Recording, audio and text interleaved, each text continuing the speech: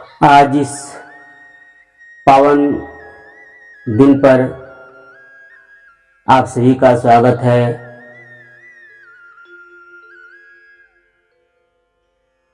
माँ भगवती की कृपा से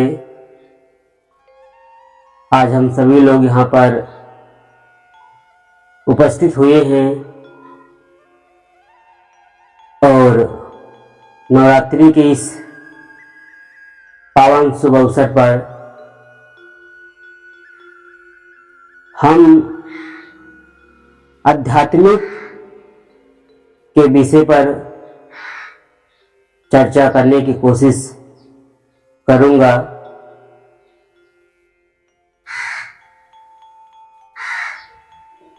क्योंकि ये मानव जीवन मिला है जिज्ञासा करने के लिए। अगर हम जिज्ञासा नहीं हमारे अंदर उत्पन्न हो रहा है, अगर हमारे मन में सवाल नहीं उठ रहे हैं, तो फिर जीने का कोई अर्थ नहीं है। केवल हम शाम सुबह आकर माता जी का अगरबत्ती लगाकर भजन करके प्रसाद खाकर चले जाना, इतना ही मेरे लिए पर्याप्त नहीं है। अगर हम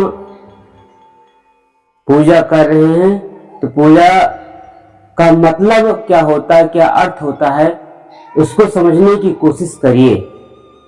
मैं यही बात बार बार कह रहा हूं कि अगर मैं कुछ भी कर रहा हूं तो उसको समझने की कोशिश करिए। अगर हम समझते नहीं हैं तो फिर जीवन तो जी रहे हैं, इसका कोई अर्थ मोल नहीं है। क्योंकि ये हमारे ऊपर निर्भर करता है कि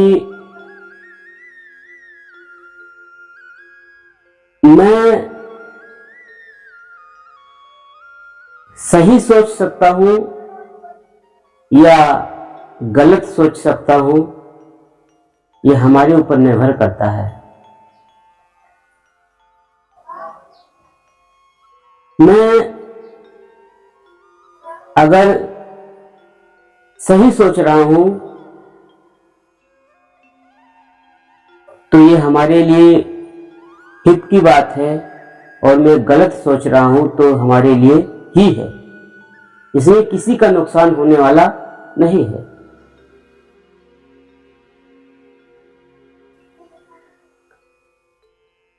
मैंने पहले कहा था कि ये मानव जीवन मिला है तो पहले अपने आप को जानिए, समझिए। और शायद मैंने थोड़ा सा प्रयास किया था, शायद उतना मैं नहीं समझा सकता हूं, लेकिन जितना भी मेरे में समझ है, जितना भी मैंने सीखा है, वो सब मैं आप सभी लोगों तक साझा करना चाहता हूं, बताना चाहता हूं कि बिना आध्यात्मिक के ये जीवन संभव नहीं है। भले आप जी रहे हैं वो अलग की बात है, क्योंकि जानवर भी जी रहा है, पशु पंछी भी जी रहा है, लेकिन मनुष्य एक ऐसा प्राणी है, ऐसा जीव है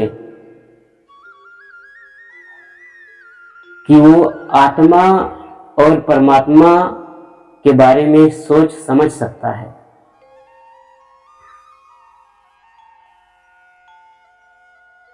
हम सभी लोग जीव हैं, हम सभी लोग एक जीव मात्र हैं।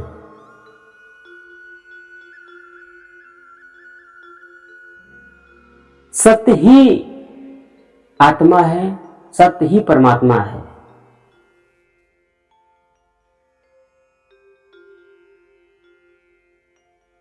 अगर हम सत्य की खोज कर लें और सत्य के बारे में जान जाएं,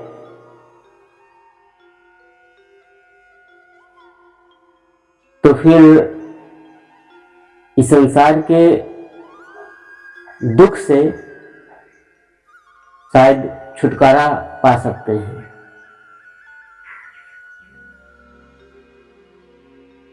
लेकिन हम सभी लोग इस संसार में आकर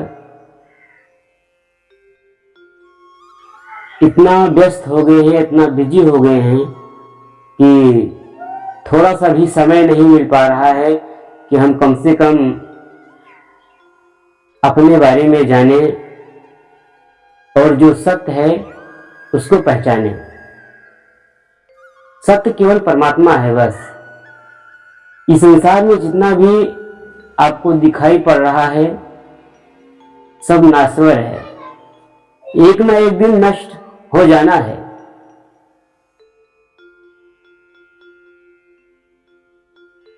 सिर्फ और सिर्फ परमात्मा का नाम ही सत्य है। इसीलिए जानिए, समझिए, और जान तभी पाएंगे क्योंकि हम सभी लोग अज्ञानी हैं। जिस प्रकार एक शिशु बालक जन्म लेता है, उसके अंदर केवल एक जीव रहता है, एकदम कोरे कागज की तरह। वही बालक धीरे धीरे धीरे धीरे बड़ा होता है, जान जाता है कि ये मेरा माँ है, ये मेरा पिता है, ये कपड़ा है, ये वस्त्र है, ये दूध है।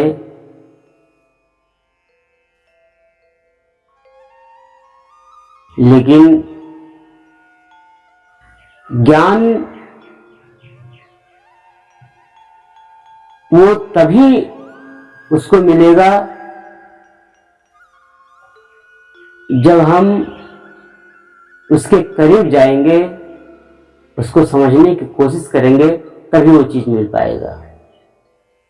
नहीं तो जितने भी इस संसार में भौतिक वस्तुएं हैं वो तो हमें दिखाई पड़ ही रहा है, महसूस कर रहे हैं। लेकिन जो आध्यात्मिक ज्ञान है,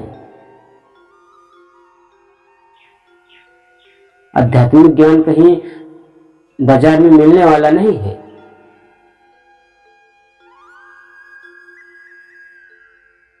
इसीलिए बिना ये ज्ञान के, बिना ये आध्यात्मिक जीवन के जीवन बेकार है। और जब तक हम किसी संत महापुरुष के सानिध्य में या गीता वेद के सानिध्य में नहीं जाएंगे, नहीं पढ़ेंगे, तो फिर हम जानवर की जिंदगी जी रहे हैं। हमारे उसमें क्या फर्क है?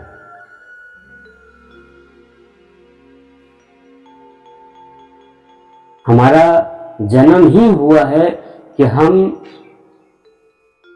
परमात्मा तक पहुंचे। इस संसार की वस्तुओं को भोग विलास के लिए नहीं हम पैदा हुए हैं कि चलो ऐस कर लें, एंजॉय कर लें, बस यही जिंदगी है।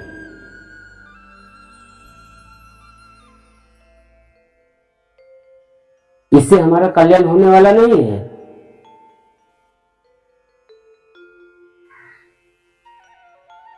कल्याण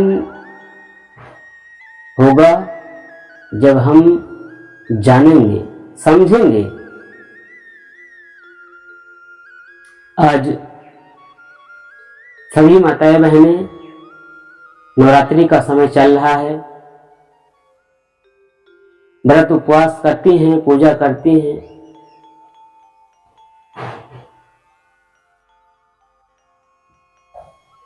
लेकिन करने की विधि नहीं मालूम है। और विधि तो छोड़िए,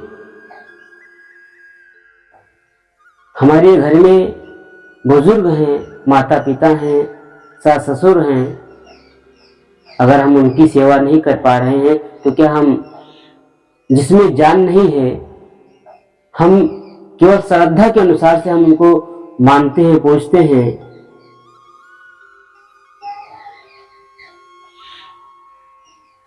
तो क्या ऐसे हो जाएगा? अरे जिसमें जान है, जो आपके सामने दिखाई पड़ रहा है, पहले आप तो उसको तो मानो। लेकिन हमारे समाज में, हमारे हिंदू समाज में इतना आडंबर, इतना पाखंड फैला हुआ है कि बस केवल दिखावापन ही दिखावापन चल रहा है।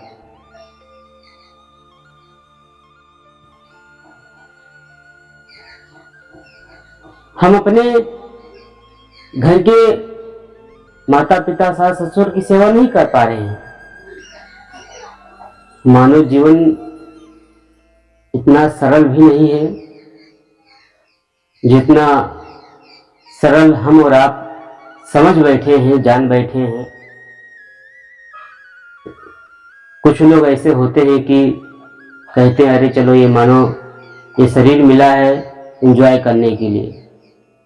अरे भाई, कम से कम समझ तो लो कि मैं जो कर रहा हूं, जो जी रहा हूं, वो सही तो है।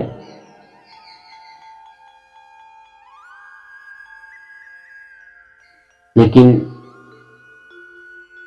उनको बस केवल खाना, सोना, पैसा कमाना, यही उनका लक्ष्य बन गया है। बस